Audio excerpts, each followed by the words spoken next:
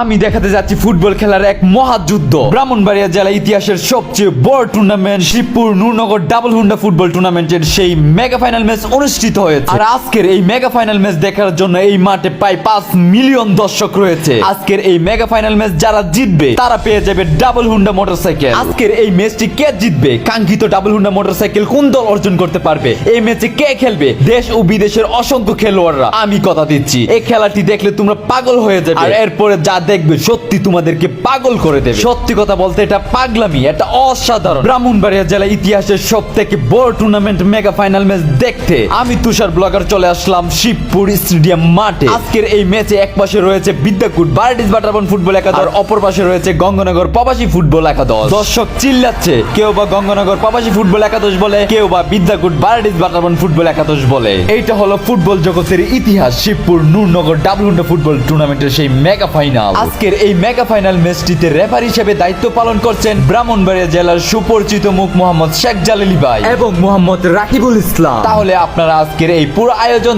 দেখতে থাকুন। গোল হলে জানিয়ে দেব আমি তুষার আহমেদ শুভ। আমার প্রিয় দর্শক, যদি আপনাদের কাছে এই ভিডিওটা ভালো লেগে থাকে অবশ্যই আমার পেজটাকে ফলো দিয়ে রাখবেন, ভিডিওটাকে একটা শেয়ার করে দিবেন যেন বাংলাদেশের সবাই দেখতে পারে এই ইতিহাসটা।